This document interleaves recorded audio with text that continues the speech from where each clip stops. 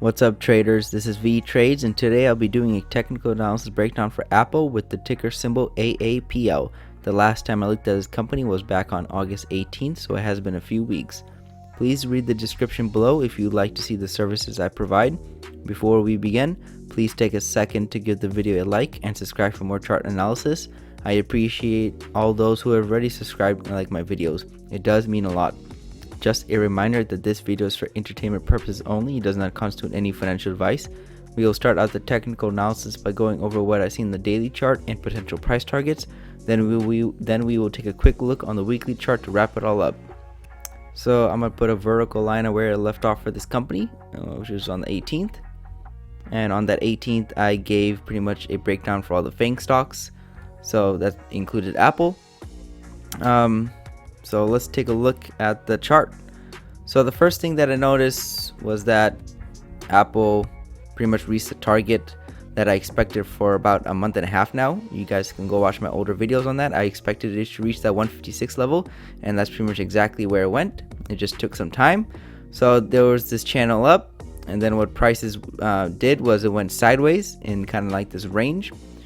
However, the prices weren't reaching the low side of the range, so there possibly could have been also this channel in play, kind of like a flatter one. Let me just drag it up. Let me just adjust it just a little better. Let's change the color to probably orange. So you can see like those two patterns in play, kind of like these highs, and then finally price broke out right there but found support at the bottom of the channel and then slowly trended back up. So either way, there was a breakout of the range or an overshoot of the channel, so that's why we had this large sell-off too, and prices got far away from the EMA, and we pretty much reached a measured move. So that's why there was a lot of reasons for the price to pull back. I don't know how far this pullback is going to go, but I'll probably give you guys an idea where I think it can go. So let me show you guys that measured move. So here's that measured move I was talking about after that sell-off in September. I'm gonna make the first leg right here, and then we had another correction back in early March, and that marked the end of it. So I'm gonna move the arrow right there, and that pretty much goes right to where prices sold off. Not at 100% exactly, but that's the vicinity, right around this 156 level, 157 level. As you can see here, prices pretty much met it and then sold off. So prices were due for a pullback, especially since people take profit around this level. So where can prices go? Let me show you guys one more thing, one last pattern I see before I show you guys the targets. So it looks like we're inside of this larger channel still, so that's a good sign for the longs. But the short term is not a good sign for the longs. So that's the other pattern that I see. So let's go ahead and take a look at the chart. Let me change this color because there's too much orange and yellow going on. Let's make it blue, and then let's make the channels darker. Let's make this red, and then the channel red right here.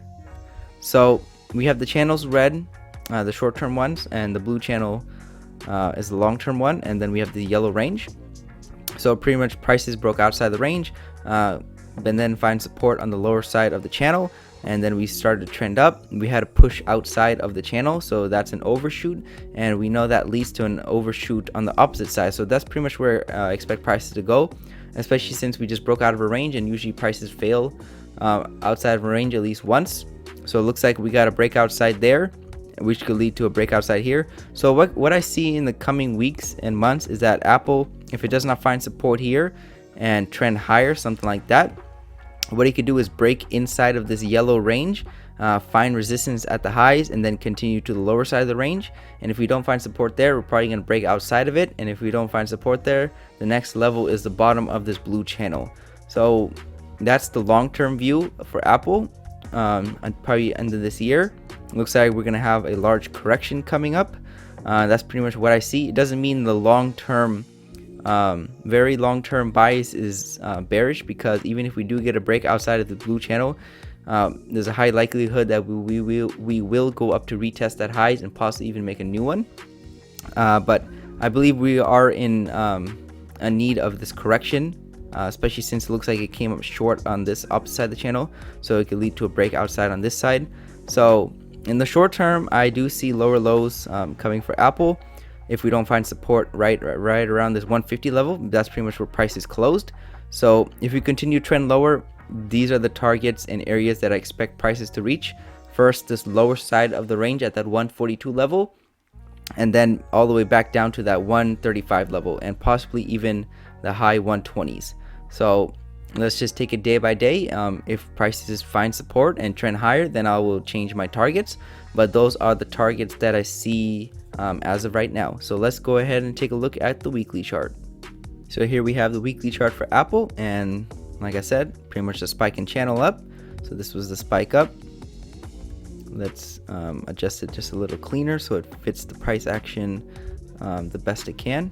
So that's the lows of the channel, and then that's the highs, and this midline is acting as support and resistance on both sides. And then this is that was the spike up, and this is the channel right here. So let me change the color right there. 1 second, let's make it yellow. So we have the spike in the channel. So it looks like we're still in an uptrend, but however we're in pretty much this phase right here, the correction phase. Let me circle this. So it looks like we can do something like this. Anytime we get far away from the EMA and close to the upper side of the channel, we expect to pull back to the lower side of the channel and the EMA. So since we came up short here, looks like we can go back to the EMA and possibly break the channel. Since the market is symmetrical, if you come up short here, it probably will push out the same amount it came up short, and that's if we continue lower. I could be wrong. This could just be a short trap, and then prices rocket back up. It doesn't really look like it, because it looks like the channel is played out, especially since we had that 2 legs up to a new high on the daily chart. Let me go ahead go back to that real quick. Forgot to show you guys that. So here's the daily chart again. So let me go ahead and make this measured move. So this is the first leg up right here, and then there was this correction, and if I drag it up, that's pretty much where prices went, just a little past it, and then we sold off. So that's what we expect. After that channel up, we went sideways, and then we made 2 legs up to a new high, first leg, second leg. So that's pretty much perfect price action, and we sold off, reversed. So that's pretty much my analysis for Apple. We're pretty much in this phase right here, this correction phase. So I expect prices to do the same thing over here. We're probably going to pull back all the way to the channel, most likely, and probably even break it. But even if we do break it, we could go back up to retest the highs. So there you have it. Thank you for stopping by and checking out my video. Make sure to check out the rest of the channel, since you might be surprised on what you can learn. Leave a comment down below on where you think prices are headed. Also, share the video if you want your friends to learn about the markets. Lastly, I appreciate any feedback to help improve the channel, since I want to deliver great content to you guys. See you next time, and bye.